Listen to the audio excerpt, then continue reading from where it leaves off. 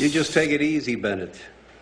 This is my problem. Oh boy, what's this little gem? It's none other than Death Wish 3, the creme de la creme of stupid over-the-top action films starring an old-age pensioner called Charles Bronson. Think about it, who needs Stallone or Schwarzenegger when you've got Bronson strutting his stuff about the mean streets of New York City? Now before you start to worry, don't. You don't need to know anything about Death Wish 1 or 2. This is pretty much a standalone story and man alive, it's jolly good fun. Honestly, if you don't laugh heartily through this movie, then you're stone cold dead to the world. And this is as close to a comedy flick as you're ever going to see. So Charlie Boy plays Paul Cursor, who's something of a vigilante. Now, an average film will slowly build things up and introduce you to characters so that you get a feel for what's going on. But who wants that bag of bollocks when you can go straight into the stupid action and have your audience breaking all their ribs due to laughing within the opening first few moments? That's what I'm talking about.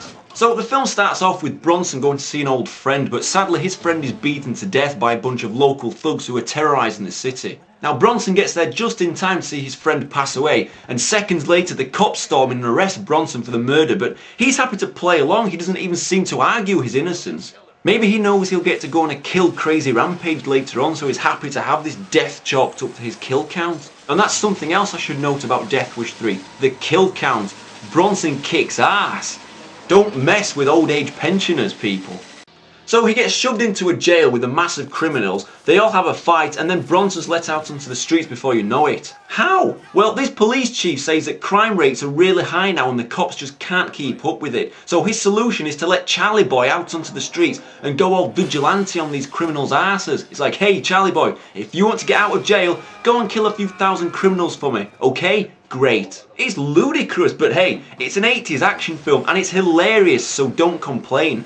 At least not too much anyway. I love his tash, check out that beast. Let's add him to the list of amazing people with a tash from Shitcase Cinema Reviews. Now chances are, if you were Bronson, you'd be like, hey, I'm literally days away from collecting my pension, why don't you give it to a real 80s action star to help out? But he's happy to go along with the joke.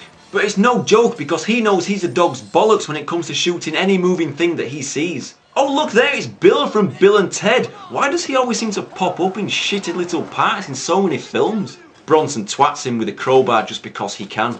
Good stuff. So he teams up with this fat man called Bennett. No, not that Bennett, but that would have been really funny. Now, there's little reason why he teams up with this fat man called Bennett. They just used to be friends with the guy who was killed at the start. Okay, fair enough. I mean, the acting is so wooden you could build a bridge from it. Just check this out. Who are you? I was Charlie's friend. Me too. Shit, man, I'm hurt. Who killed Charlie? The creeps on the street. Talk about going through the motions. So he moves into his friend's old apartment because, you know, the rent is paid up for a month, so he may as well make use of it.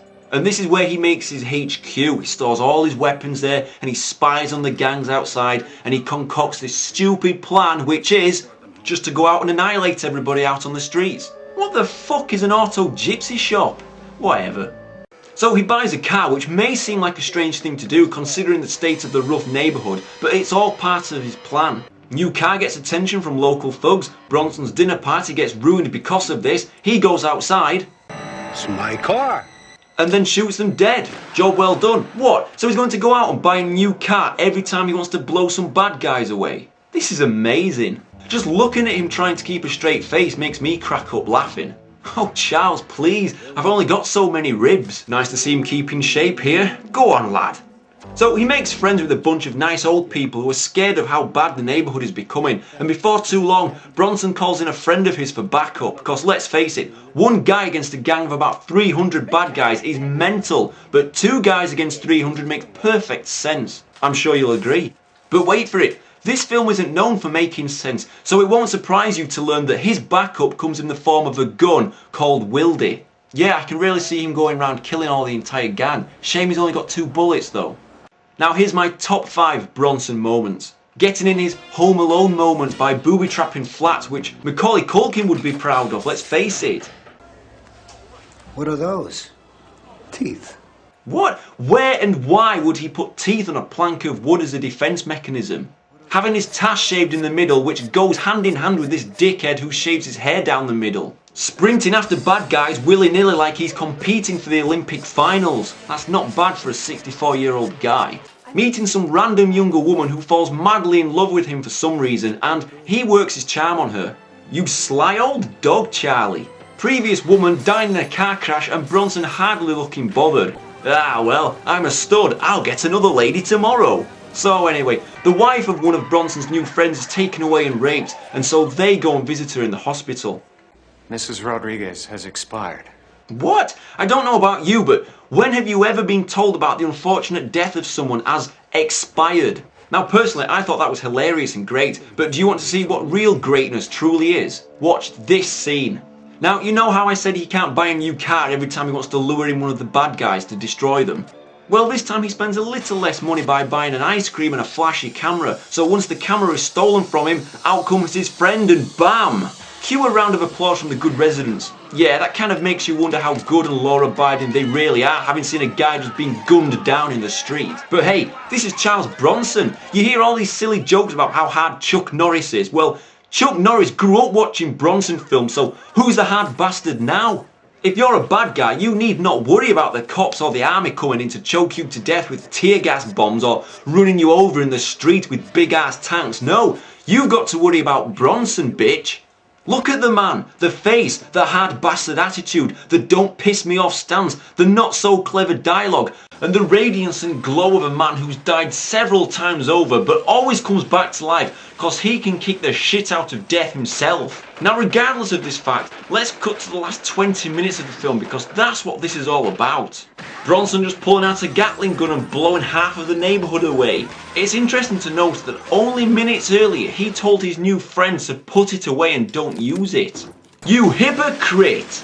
Why do so-called gang members dress up in either full-on leather or mashups of military gear from various years? I simply love all this action. Someone shoots, Bronson lives. Bronson shoots, everybody dies. Brilliant.